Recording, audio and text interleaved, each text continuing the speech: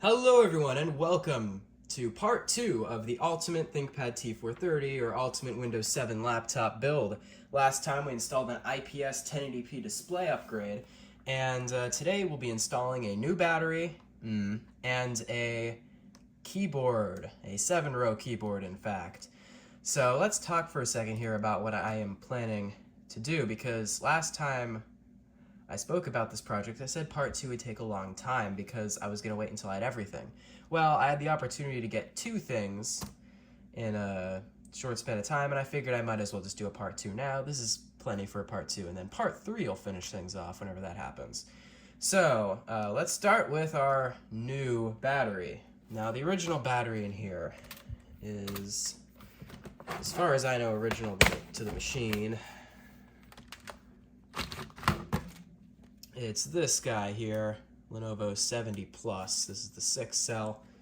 And what I have to replace it is a 70 Plus, which is the 9 cell battery. This one's said to be at 70% health. Or above.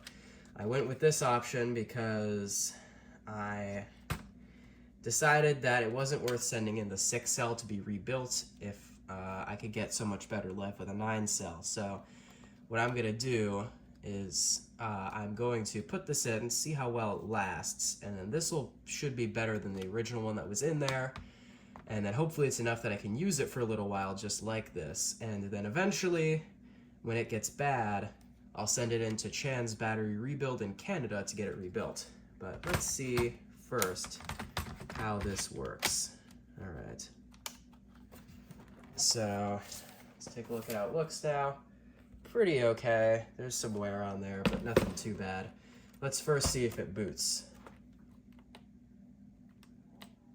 Okay, it had charge. That's a good first sign. Alright, what are we at? Not much. Let's get a charger on this thing. Also, if my voice sounds a little off in this video, I've managed to catch another cold. Alright, we're plugged in. Let's see, this isn't a perfect metric since this can be inaccurate, but let's just see what battery info view says in terms of health percent reporting from the battery. This is just a little Windows tool that'll read out the battery health. Real life could be better or worse. It might have been sitting for a while and need calibration. You really don't know. So let's just see what it thinks it has right now. And as long as it's as advertised. Okay, 83. That's 13% better than advertised. Whoa, that was close. It's 13% better than advertised. So that's pretty good. Now it said at least 70%. It was like 70% or above. I'm sure that's just there as their like minimum to sell one. So I was kind of expecting that it might be above that, but I'm happy that it's a good bit above that, because that should hopefully give me a decent couple hours out of it. So now all that's left to do is leave this on charge. I might actually go get my 90-watt charger instead of my 65-watt that I normally use with this, just to see if that charges it up faster. But yeah, that's what I'm going to do here. I'm going to let it charge, and then I'm going to bring it to school with me tomorrow and use that as a test to see how long it runs for. And so that's the plan. Now tomorrow, my keyboard comes in. And then we'll talk a bit more about the 7-row keyboard, what it takes to get one working in one of these. And man, tripod slipping really messes up the frame, doesn't it? I need to get a new tripod. Anyway, so far it's looking okay. So we'll see what it does once it gets a charge. So yeah. All right, it's the next day and my keyboard is in. So what exactly do we have here? This keyboard was advertised for a ThinkPad T510. And they actually used these same part numbers for multiple generations on multiple laptops. So this one is compatible because if we look at the back, the FRU number is 45N2211, which is one of the available FRUs. Part numbers for the T430 keyboard. So they're all the same, basically. Just check the part number, not the model name. Hey, stop. My cat is scratching on something. Anyway, so what this is specifically is a 2211 part number keyboard, which is what we wanted, or what I wanted anyway. There were actually 3 different part numbers for these, 3 different manufacturers, and they're not all alike. So this one here, this 2211, was made by NMB. Then there was one made by Ciccone and one made by Alps. Now, people pretty much universally agree that in comparison to the other 2, the Alps sucks. So you don't want the Alps. And then people will disagree over which one's better, the Ciccone or the NMB. The general agreement, though, is that they're both pretty good. But I went with the NMB. Apparently they have click your track point buttons, which these are certainly clicky. Clickier than these.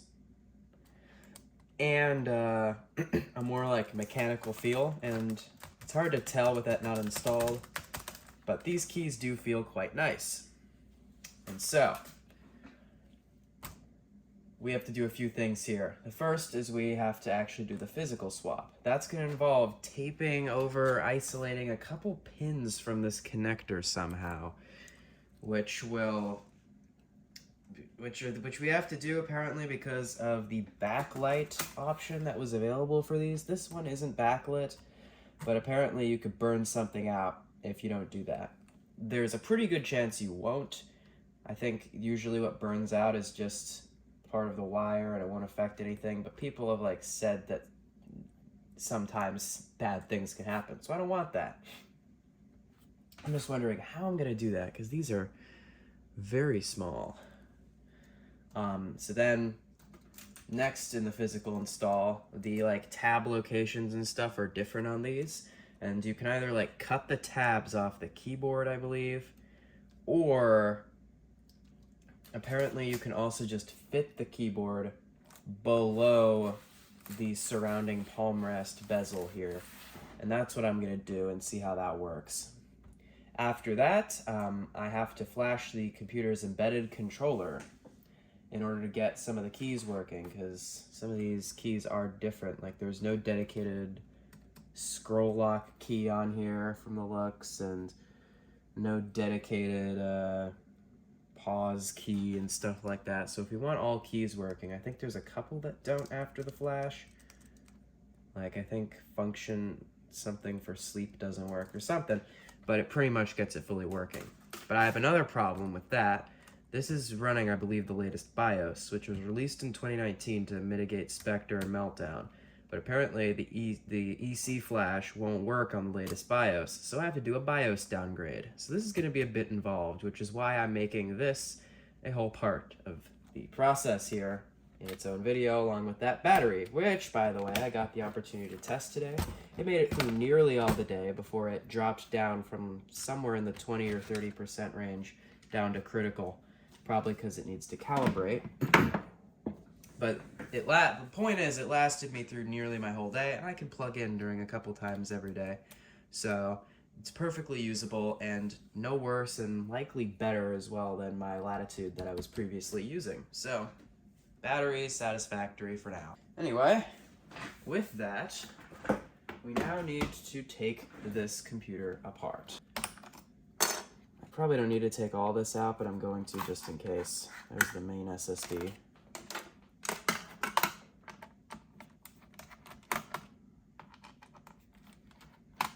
Under here we see more cool T430 features. We got the RAM slot, the CMOS battery, which I may actually need to replace. And right here is where the cellular card that was optional on these could go. And right here there's actually a SIM slot with a blank in it. But you can also just stick an M-SATA SSD in here for more storage. So that's pretty cool, and something that I'm probably gonna do maybe at some point if I need the space.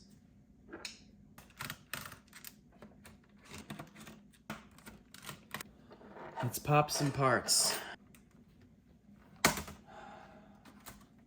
So I need to get this up, which I believe means, unfortunately, I don't want to do this because I hate reconnecting these stupid antenna wires from hell.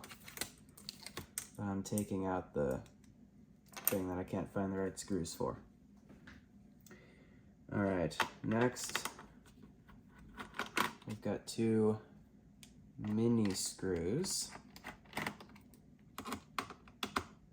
And then I should be able to pop this. So I'm gonna pop this.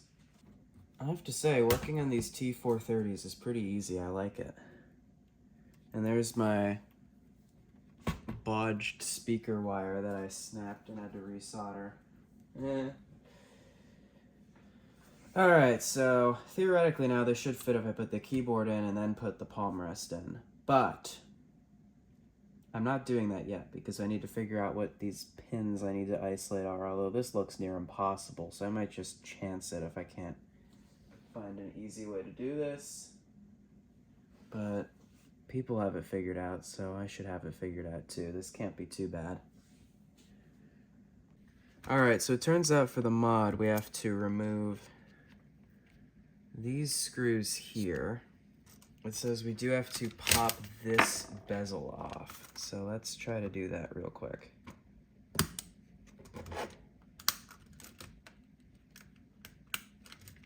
Nothing looks broken. That's gonna be a nightmare in about 20 years though. Alright, I think now what we need to do is remove that. Oh, yep, there. And then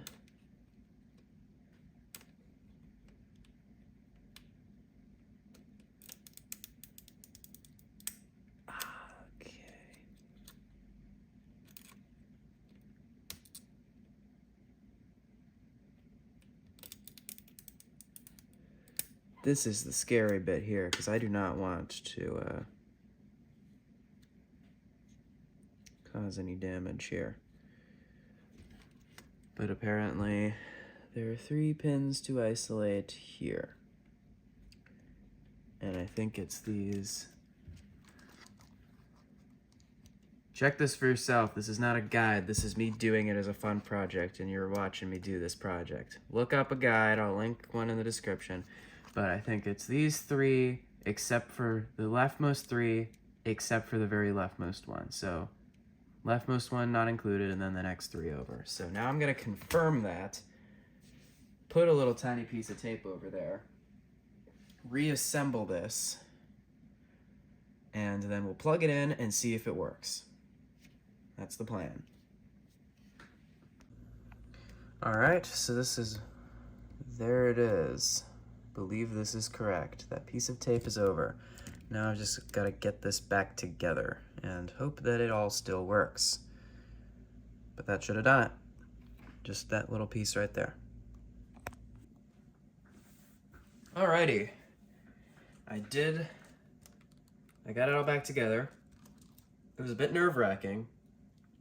I hate working on keyboards when I have to actually like take a part of them off. It's stressful.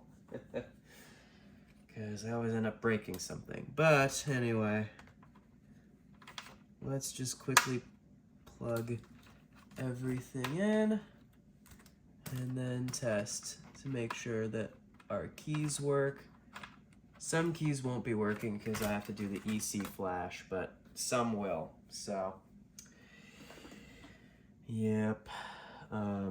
Let's just plug her in, fire it up, see what it does. One thing I am concerned about are these metal bits. How am I going to install the keyboard before this thing? I'll have to figure that out. I'm sure there's a way. Power button works, and we don't have an SSD installed, which would probably explain the lack of booting. Now I can't show this bit, but we can see if it works from typing my password. So I'm gonna do that and then I'll cut and report back. Well, it worked. All right, track point works. Right click, fine. Middle click, fine. All right, so I'm gonna assume therefore that the keyboard works and we haven't killed it from the mod at the very least. So next thing to do is figure out how to get it back in here.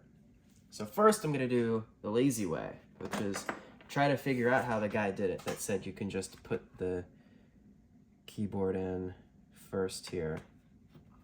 And then we'll do the the proper way when that inevitably fails. So let's figure this out together. All right, so first thing I'm going to do is try to clear this over, because obviously these metal bits need to stay. But maybe if I can clear this over, that's what they meant. This changes nothing. All right, time to look up what the guy did. Found the guide on Medium. I'll link it in the description that I followed for this. So I only had to make one little modification, which was that I had to cut off a tiny piece right here from the assembly, from the palm rest anyway. There is a small gap here that I hope goes away, but it looks like it's fitting about as well as you could expect for a keyboard that is not meant for this computer. So let's get it back in now and see how well it works. Now isn't that beautiful? I mean, it needs a clean, but it's beautiful looking. And the stabilization feels good, the fit feels good. I just have to screw it all back up now, and it should be done. They said I'd have to cut something out here. This would be bulging up. I don't know why, but it's not on mine. And yes, the clips back here are all in there, right? Although I think these outer two are actually broken, so maybe if those were working, I'd see that happen. But for whatever reason, the way I installed it, that wasn't an issue. So now let's get it screwed together and get this dust off the screen. Where'd that even come from? Come on, man. I also noticed, I don't know if these were here before, but there's like unremovable keyboard marks. How'd that even happen? That was here before this clip, so this was not caused by this keyboard or anything. I just don't know what caused that. This screen's getting worse and worse. I noticed a pressure spot here on the right side too. I might swap it out with the other one again that had the line in the screen, maybe. Honestly though, I probably won't bother. It works just fine. Alright, so I've got it all together now, and first step is downgrading the BIOS. I'm on 2.82, which is the latest version. We need to downgrade to 2.81 in order to be able to flash the embedded controller. I have made sure that the option to prevent BIOS downgrades isn't checked in the BIOS, and we should just now have to run this. Yes, update. For sure, we're updating. Yes. It's not fully charged, it's at 12%, but that'll be fine.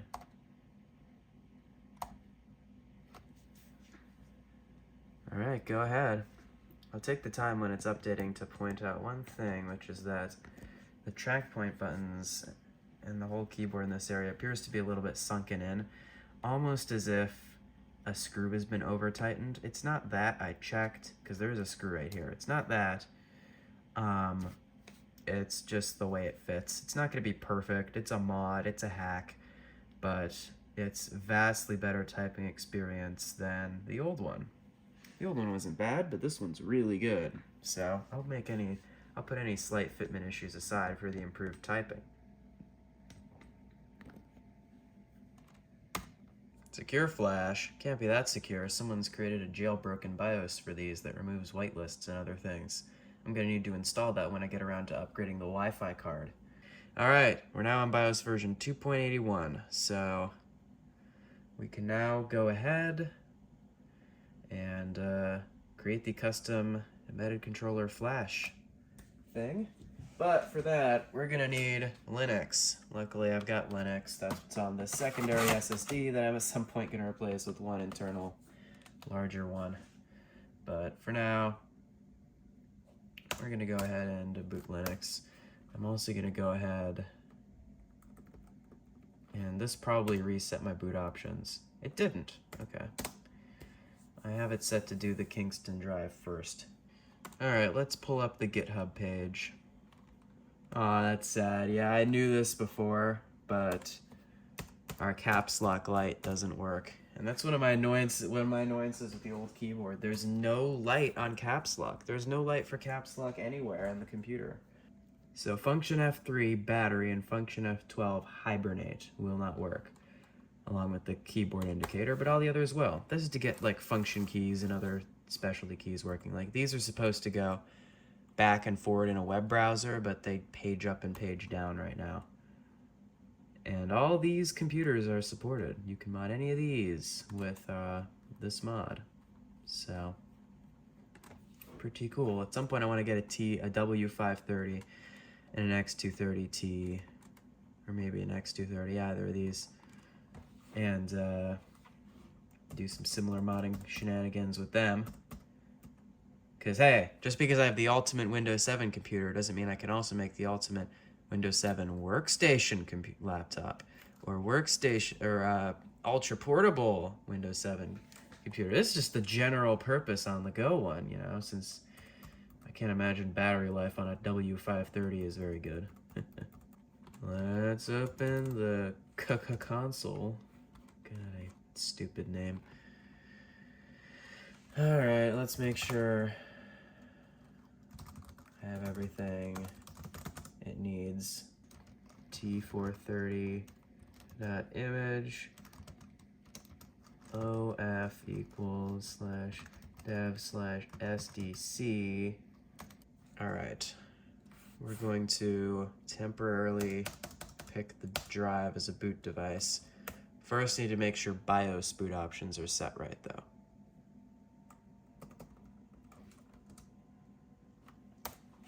I'm gonna switch to legacy only and exit saving changes because I think that's what it wants. Pick our USB stick. That didn't work. I don't want to boot into Kubuntu. Let's try this again.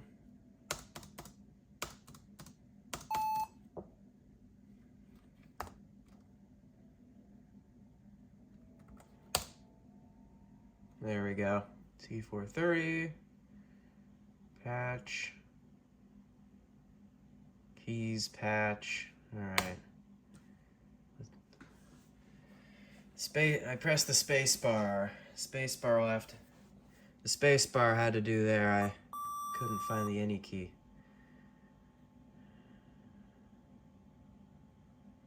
All right, let's see here.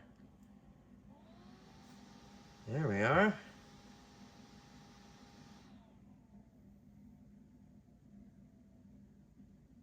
And there we go. Well, let's do the big test.